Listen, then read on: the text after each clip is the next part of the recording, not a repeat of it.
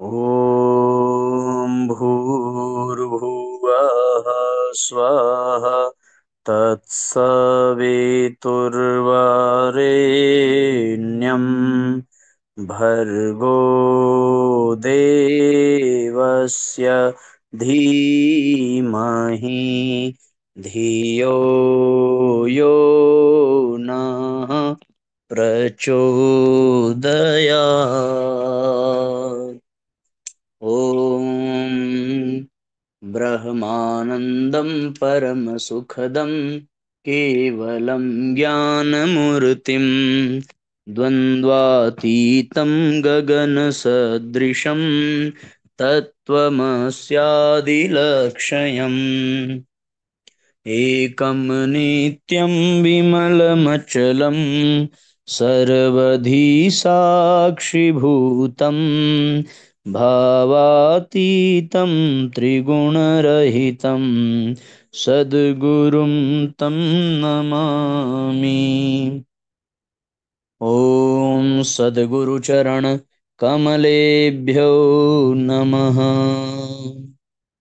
वन्दे भगवतीं देवीं श्रीरामञ्च जगद्गुरुं पादपद्मे तयोः श्रुत्वा प्रणमामि मुहुर्मुहुः।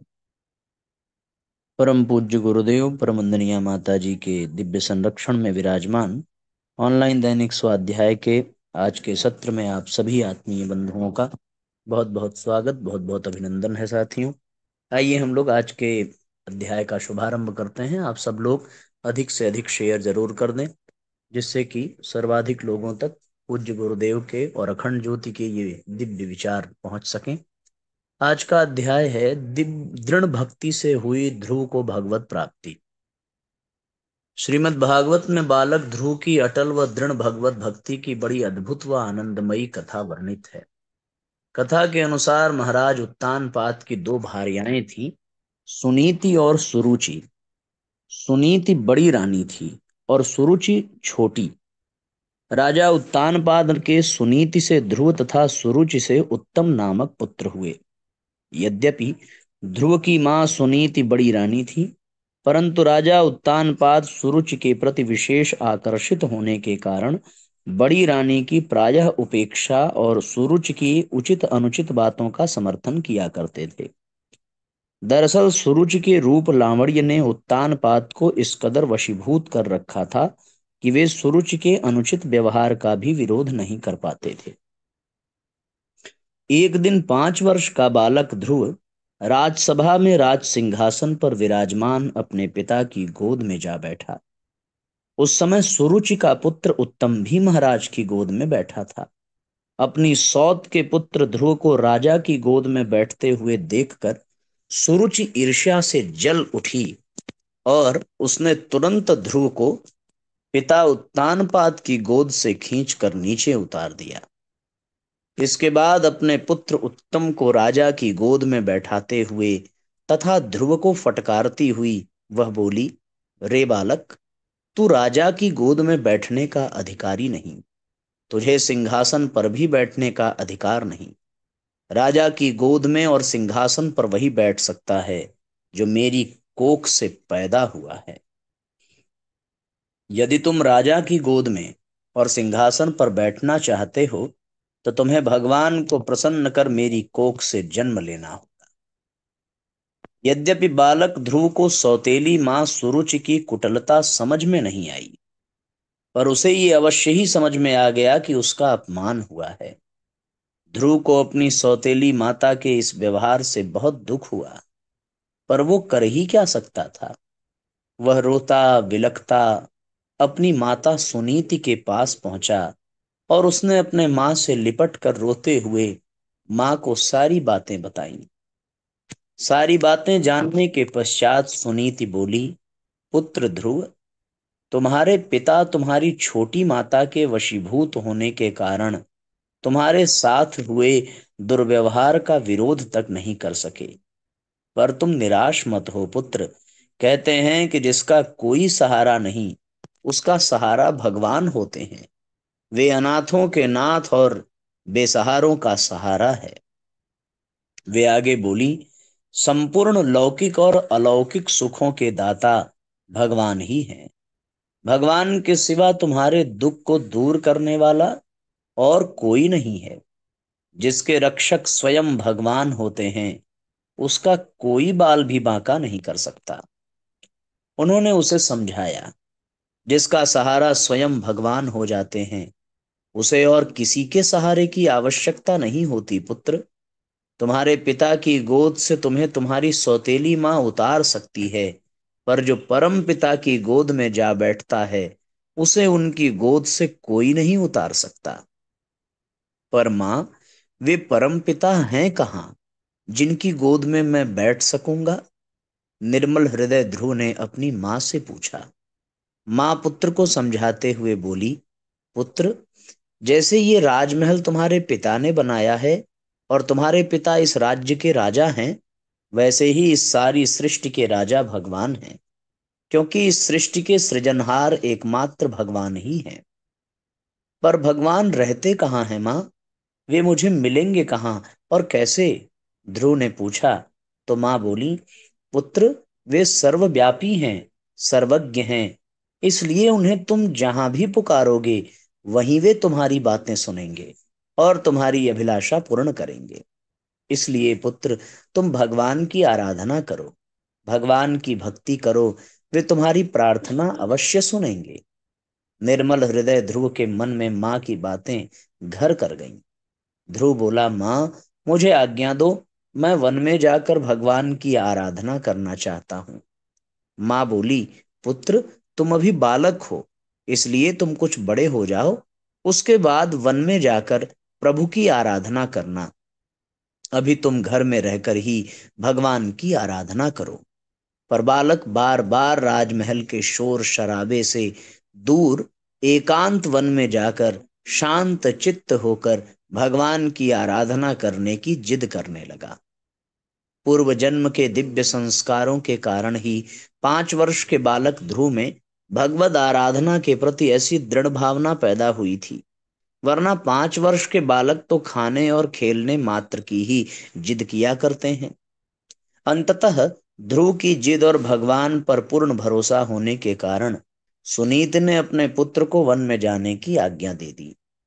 बालक ध्रुव दृढ़ निश्चय के साथ वन की ओर चला जा रहा था। कहते हैं कि सर्वव्यापी और सर्वज्ञ भगवान सर्वत्र हैं और वे सब कुछ जानते हैं, वे सब कुछ देखते हैं और वे उसकी मदद अवश्य करते हैं जो भगवान की ओर चल पड़ता है। सो भगवत प्राप्ति से ही मार्ग में ध्रुव को देवर्षि नारद मिले।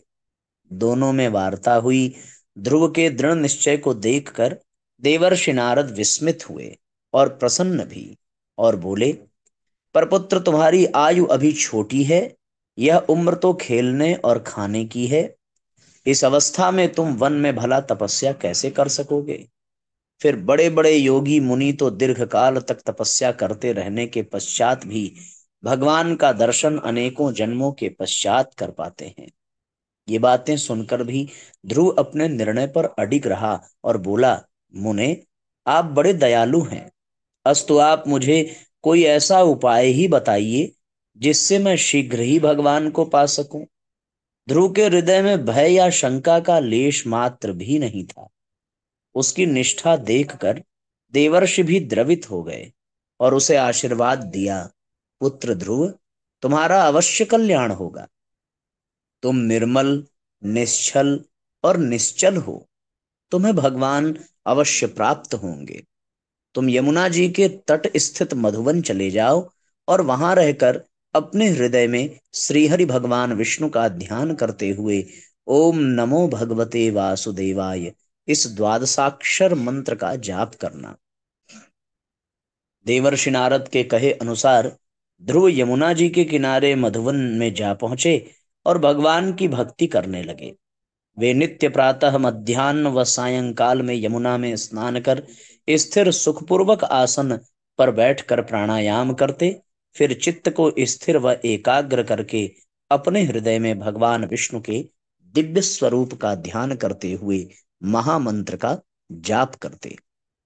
नित्य भगवद आराधना के फलस्वरूप उनका चित्त पूर्णतः निर्मल होकर भगवान के ध्यान में डूबकर भगवान के साथ एकाकार होने लगा। साधना के दौरान साधक के मन में प्रायः शंका, भय और नानाविध प्रलोभनों का बवंडर उठ खड़ा होता है। उस स्थिति में साधक को धैर्य, साहस, उत्साह, उमंग, श्रद्धा, भक्ति में अडिग व अटल रहना होता है। तभी उसकी साधना एवं भक्ति परिपक्व होकर पूर्णता को प्राप्त होती है और तभी भगवत साक्षात्कार के रूप में साधक को, भक्त को परम पद की प्राप्ति होती है। ध्रुव के मन में भी कई बड़ी भयानक भयावह परिस्थितियां उत्पन्न हुई। कभी माया ने माता सुनीति का रूप धारण कर ध्रुव पर ममता का जाल फेंका, तो कभी माया ने राजमहल के सुख वैभव की कल्पना का चित्र विचित्र चलचित्र दिखाकर ध्रुव को साधना से विचलित करने का प्रयास किया। पर ध्रुव प्रभु के ध्यान में मग्न रहे, उनका चित्त प्रभु के ध्यान में ही लीन रहा। इस प्रकार तपस्या करते हुए ध्रुव को 6 माह बीत गए। तब करुणा सिंधु भगवान ने अपने भक्त ध्रुव पर करुणा की और वे ध्रुव के समक्ष प्रकट हुए। उस समय भी ध्रुव भगवान के ध्यान में मग्न थे, डूबे हुए थे। ये सत्य है कि भक्त को साध्य तो प्रिय होता ही है, किंतु उसे साधन भी कम प्रिय नहीं होता। अर्थात उसे भगवान तो प्रिय होते ही हैं, पर भक्ति भी उसे बहुत प्रिय लगती है, क्योंकि भक्ति ही तो उसे भगवान को प्राप्त कराती है। साधन से ही साधक भगवान का ध्यान करता है, इसलिए उसे साधन अर्थात ध्यान भी प्रिय होता है, क्योंकि उसी साधन से, उसी ध्यान से वह भगवान को प्राप्त करता है। भगवान वहां प्रकट हो चुके थे, पर अभी भी ध्रुव भगवान के ध्यान में मग्न। तब भगवान ने ध्रुव के ध्यान से अपने स्वरूप को हटाया। तब जाकर विमल विकल होकर ध्रुव ने आंखें खोली। अपने समक्ष साक्षात भगवान को प्रकट हुआ देखकर ध्रुव के हृदय में अलौकिक आह्लाद हुआ। शरीर रोमांचित हो गया, उनके रोम रोम पुलकित हो उठे, नेत्रों से प्रेमाश्रु बहने लगे और वे प्रभु के चरणों में लेट गए। परमात्मा से विकल भक्त के मिलन की, परमात्मा से जीवात्मा के मिलन की वह भाव दशा शब्दों में व्यक्त नहीं की जा सकती, क्योंकि यह वर्णन भक्त के हृदय में उठ रहे अलौकिक आह्लाद का है, आनंद का है, ब्रह्मानंद का है, जो कि वर्णन से परे है, वर्णनातीत है। इसे सिर्फ और सिर्फ साधक ही, भक्त ही अनुभव कर सकता है, पर उस अनुभव का पूर्ण रूपेण वर्णन तो वह भी नहीं कर सकता। प्रभु के प्रेम में डूबे ध्रुव की वाणी अवरुद्ध हो गई। वे भगवान को प्रणाम करने के लिए दोनों हाथ जोड़ना चाहते थे, पर शरीर के अत्यधिक रोमांचित होने के कारण वे हाथ भी नहीं जोड़ पा रहे थे, प्रभु को ठीक से प्रणाम भी नहीं कर पा रहे थे। अंत में बमुश्किल उन्होंने अपने दोनों हाथ जोड़े और भगवान की स्तुति करनी चाहिए, पर प्रभु के दिव्य दर्शन और हृदय में उमड़ रहे प्रेम के कारण उनकी वाणी शांत रही। तभी करुणा सिंध भगवान ने अपने वेदमय शंख ध्रुव के कपाल से स्पर्श कर दिया। शंख का स्पर्श होते ही ध्रुव को संपूर्ण वेद ज्ञान सुलभ हो गया, उन्हें दिव्यवाणी प्राप्त हो गई और दिव्यवाणी से वे भगवान की स्तुति करने लगे। हे भगवान, आप परमानंद मूर्ति हैं, आप करुणा सिंधु हैं। जो लोग ऐसा समझकर निष्काम भाव से आपका सुमिरन, स्मरण, भजन, ध्यान करते हैं, उनके लिए राज्य आदि भोगों की अपेक्षा आपके चरण कमलों की प्राप्ति ही भजन का सच्चा फल है। स्वामिन, यद्यपि बात ऐसी ही है, तो भी गऊ जैसे तुरंत जन्मे हुए बछड़े को दूध पिलाती और व्याघ्रादि से बचाती रहती है, उसी प्रकार आप भी भक्तों पर कृपा करने के लिए निरंतर आतुर रहने के कारण हम जैसे सकाम जीवों की कामना पूर्ण करके संसार भय से उनकी रक्षा करते रहते हैं। हे प्रभु, हे नाथ, हे करुणा सिंधु, हे भक्त वत्सल, हे दीन बंधु, आपकी कृपा का भला क्या कहना। बड़े बड़े योगियों, ऋषियों, मुनियों को भी आपके जिस रूप के दर्शन नहीं प्राप्त होते, उस दिव्य स्वरूप का दर्शन आपने मुझे 6 मास के अल्प समय में ही दे दिया। अब मैं सचमुच कृतार्थ हो गया, निहाल हो गया, धन्य हो गया प्रभु। हे प्रभु, आपकी विलक्षण कृपा पाकर तो अब मेरे चित्त में कोई कामना, लालसा, अभिलाषा ही नहीं रही। हे प्रभु, मुझे तो सिर्फ और सिर्फ आपके सानिध्य की लालसा है, अन्य कोई भी लालसा है ही नहीं। तब करुणा सिंधु भगवान बोले, पुत्र ध्रुव, तुम्हारे मन में निस्संदेह कोई लालसा नहीं है, कोई कामना अभिलाषा नहीं है, पर पुत्र तुम्हें मेरी आज्ञा का पालन करना ही होगा। मेरी आज्ञा से तुम्हें राज्यभार संभालना होगा। ग्रह नक्षत्रों से ऊपर तुम्हें ध्रुव पद प्राप्त होगा। जीवन भर तुम पर मेरी अनोखी कृपा बरसती रहेगी और अंत में तुम मेरे पास ही आओगे, जहां से तुम्हें फिर लौटना नहीं होगा। कृपा सिंधु भगवान ध्रुव को यह आदेश देकर अंतर्धान हो गए। भगवान के आदेशानुसार ध्रुव वन से राजमहल लौट आए। पिता सहित सभी परिजनों व राजकर्मियों ने उनका अभिनंदन किया।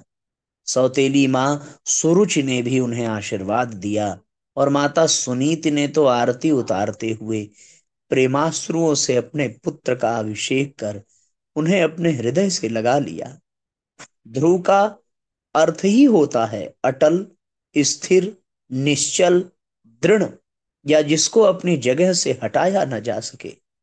सचमुच ध्रुव ने अपने नाम को पूरी तरह से सार्थक किया तथा अपनी अटल, स्थिर और दृढ़ भक्ति से भगवान को प्राप्त किया। यदि हमारी आस्था भी, हमारी भक्ति भी, हमारी श्रद्धा भी ध्रुव की तरह अटल हो, स्थिर हो, निश्चल हो, दृढ़ हो, तो हम भी भगवान की नित्य निरंतर उपासना करते हुए भगवान की गोद में बैठने का परम सुख प्राप्त कर सकते हैं। हम भी परम पद प्राप्त कर सकते हैं।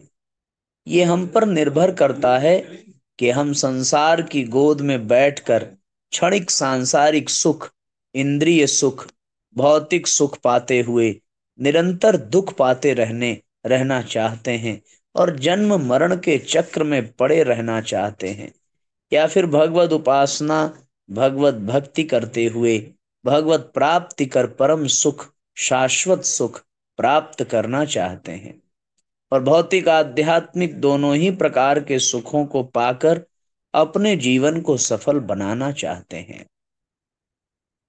तो साथियों, भक्तराज ध्रुव के जीवन की कितनी मनोहर और कितनी आध्यात्मपूर्ण ये दिव्य घटना, जिसे हम लोगों ने सुना, समझा और जिसको बार बार सुनते हैं, पर हर बार ये प्रसंग हमारे हृदय को स्पर्श करता है। ध्रुव के पुरुषार्थ, ध्रुव के समर्पण और ध्रुव की भगवत प्राप्ति हम सबके हृदय को आह्लादित कर देती है। पूज्य गुरुदेव का एक लेख है कि दान अर्थात देना, यही पुण्य है। लेना अर्थात अधिकारों का अपहरण, यही पाप है। पाप की परिणति लौकिक और पारलौकिक क्षेत्र में अवगति दुर्गति स्तर की होती है। नरक इसी का आलंकारिक प्रतिपादन है। दोनों में से अपनी गतिविधियां किस पक्ष के साथ विनियोजित करनी है, यह मनुष्य की अपनी इच्छाओं की बात है। निश्चित रूप से ध्रुव के समक्ष भी तो ये दोनों ही परिस्थितियां थीं, पर ध्रुव ने अध्यात्म के मार्ग को अपनाया। ध्रुव ने अपने आप को श्रेष्ठता की ओर बढ़ाया। ये बहुत ही महत्वपूर्ण विषय था साथियों। इस विषय पर हमें चिंतन करते हुए न केवल भौतिक पद प्रतिष्ठा अपितु परम पिता की गोद में जाने के लिए आध्यात्म पथ पर आगे बढ़ना चाहिए और वहां तक पहुंचने का प्रयत्न, पुरुषार्थ करना चाहिए, जो केवल और केवल समर्पण और भक्ति से ही संभव हो सकता है। अब आइए आज के सत्र को यहीं पर विश्राम देंगे। गायत्री मंत्र हमारे साथ साथ बोलने की कृपा करें। ओम भूर्भुवः स्वः तत्सवितुर्वरेण्यं भर्गो देवस्य धीमहि धियो यो नः प्रचोदयात्। सभी आत्मीय बंधुओं को बहुत बहुत प्रणाम। सबका मंगल हो साथियों। जय राम जी की शुभ रात्रि। ओम भूर्भुवः स्वः तत्सवितुर्वरेण्यं भर्गो देवस्य धीमहि धियो यो नः प्रचोदयात्।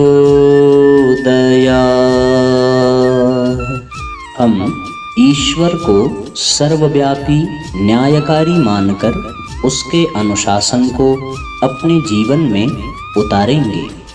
शरीर को भगवान का मंदिर समझकर आत्मसंयम और नियमितता द्वारा आरोग्य की रक्षा करेंगे।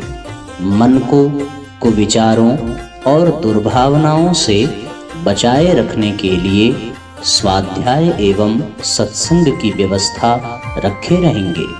इंद्रिय संयम, अर्थ संयम, समय संयम और विचार संयम का सतत अभ्यास करेंगे। अपने आप को समाज का एक अभिन्न अंग मानेंगे और सबके हित में अपना हित समझेंगे। मर्यादाओं को पालेंगे, वर्जनाओं से बचेंगे, नागरिक कर्तव्यों का पालन करेंगे और समाजनिष्ठ बने रहेंगे। समझदारी, ईमानदारी, जिम्मेदारी और बहादुरी को जीवन का एक अविच्छिन्न अंग मानेंगे। चारों ओर मधुरता, स्वच्छता, सादगी एवं सज्जनता का वातावरण उत्पन्न करेंगे। अनीति से प्राप्त सफलता की अपेक्षा नीति पर चलते हुए असफलता को शिरोधार्य करेंगे। मनुष्य के मूल्यांकन की कसौटी उसकी सफलताओं, योग्यताओं एवं विभूतियों को नहीं, उसके सद्विचारों और सत्कर्मों को मानेंगे। दूसरों के साथ वह व्यवहार नहीं करेंगे जो हमें अपने लिए पसंद नहीं। नर नारी परस्पर पवित्र दृष्टि रखेंगे। संसार में सत्प्रवृत्तियों के पूर्ण प्रसार के लिए अपने समय, प्रभाव, ज्ञान, पुरुषार्थ एवं धन का एक अंश नियमित रूप से लगाते रहेंगे।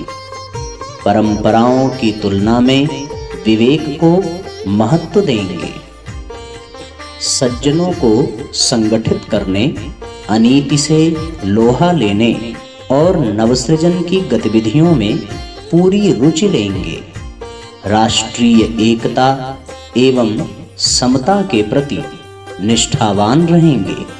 जाति, लिंग, भाषा, प्रांत, संप्रदाय आदि के कारण परस्पर कोई भेदभाव न बरतेंगे। मनुष्य अपने भाग्य का निर्माता आप है। इस विश्वास के आधार पर हमारी मान्यता है कि हम उत्कृष्ट बनेंगे और दूसरों को श्रेष्ठ बनाएंगे तो युग अवश्य बदलेगा। हम बदलेंगे, युग बदलेगा। हम सुधरेंगे, युग सुधरेगा। इस तथ्य पर हमारा परिपूर्ण विश्वास है।